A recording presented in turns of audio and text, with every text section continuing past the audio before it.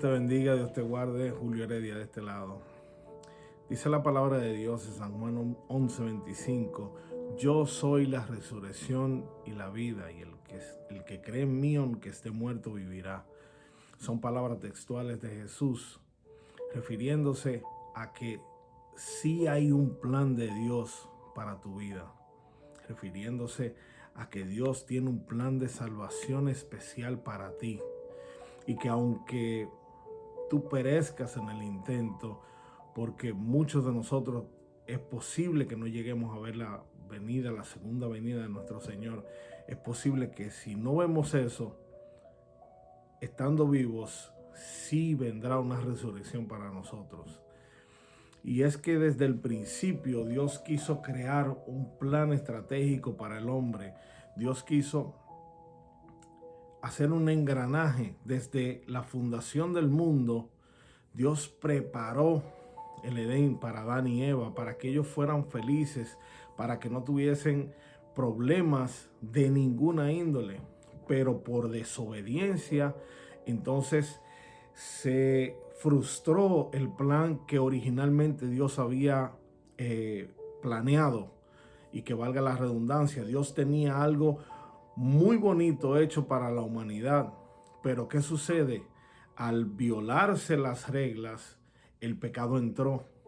Inmediatamente entra el pecado, entonces el hombre empieza a pasar por una serie de problemas y dificultades que no estaban planeados para nosotros, que no estaban planeados para el hombre, porque Dios había creado todo perfecto, incluso había puesto en las manos del hombre los nombres de todo lo que se había creado en la tierra. La organización de cómo iba a estar todo estaba en la mano del hombre. Sin embargo, después que el pecado entró, entonces ya el hombre y la mujer, el primer hombre y la primera mujer, empezaron a sufrir una serie de inconvenientes relacionados con el pecado. Uno de los primeros era que la mujer iba a dar a luz con dolor. El segundo, que el hombre tendría que trabajar para mantener su familia y con el sudor de su frente. O sea, iba a tener que labrar la tierra cuando las cosas estaban ahí, que solamente había que tomarlas. Pero entramos en el pecado y se frustró el plan. Luego, al pasar el tiempo, Dios crea un segundo plan. ¿Y cómo así un segundo plan? Sí, Dios crea un segundo plan para salvar al hombre, para que la humanidad se levante de ese gran tropezón que había hecho.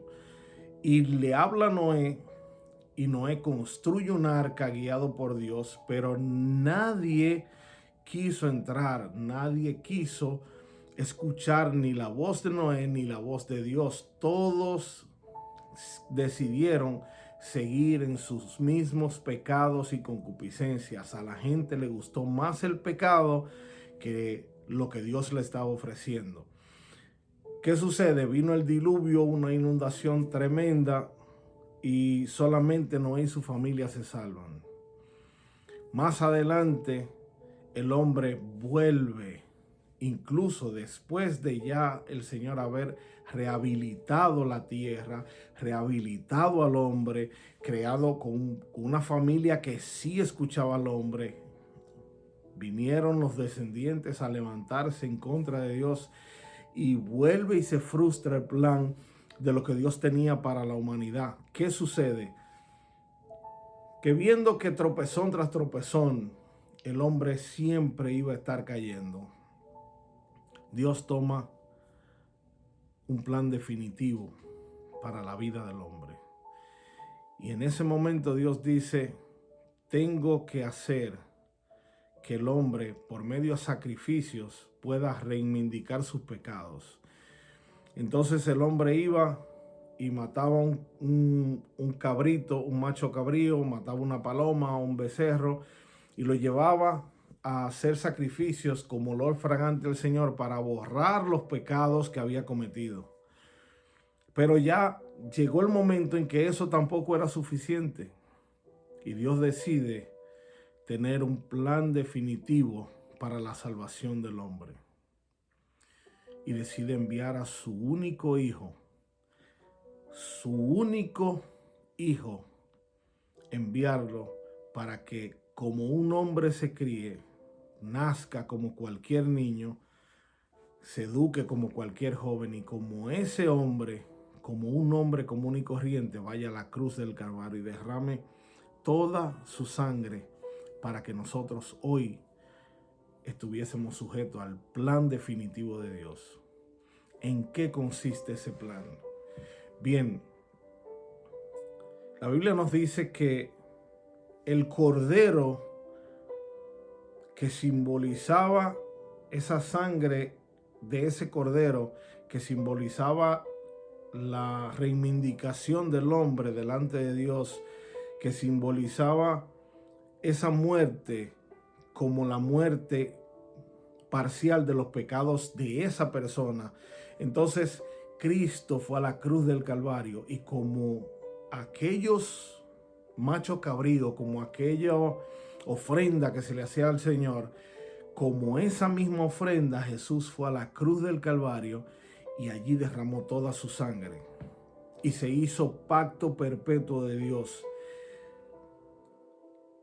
como juramento entre Dios y los hombres, como un pacto eterno entre Dios y los hombres, de que todo aquel que crea que ese sacrificio se hizo por él, de que Cristo vino a la tierra a enseñarnos cómo vivir, de que Cristo vino a la tierra a recuperar todo lo que se había perdido y en el momento de la muerte llevar todos los pecados de la humanidad, pasados, presentes y futuros. Todos los pecados fueron puestos en la cruz del Calvario para redimirte a ti, para reivindicarte a ti con el Señor, para que el hombre se reivindique de una forma perpetua delante del Señor.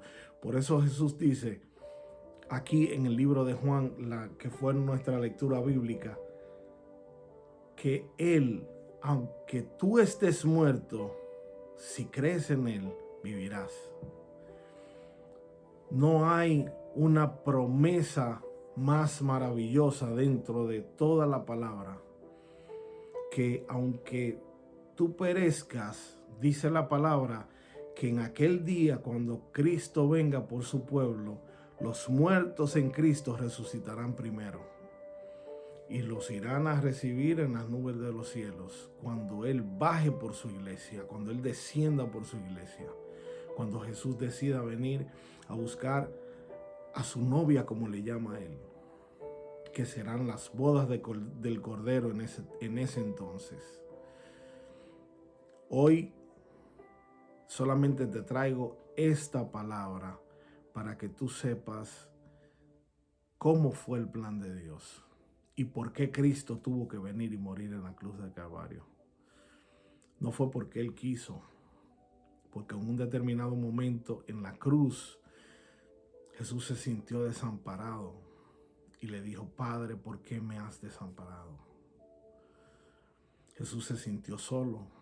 Jesús se sintió impotente y le dijo al Señor en una ocasión: Padre, que no se haga mi voluntad, pero si es posible, pasa de mí esta copa, que esto no suceda, vamos a cambiar esto, porque Él tenía toda la humanidad que tenemos nosotros. Cristo padeció grandemente en la cruz del Calvario por ti, para que tú tengas salvación, para que tú y yo hoy seamos salvos, solamente con creer. Hay una serie de cosas, hay una serie de doctrinas, hay una serie de pasos a seguir, pero lo principal es esto: el que cree en Jesús, aunque esté muerto, vivirá. Dios te bendiga, Dios te guarde. Pastor Julio Heredia. No olvides suscribirte, no olvides darle like, no olvides suscribirte a nuestro canal de YouTube, Pastor Julio Heredia. Dios te bendiga, Dios te guarde.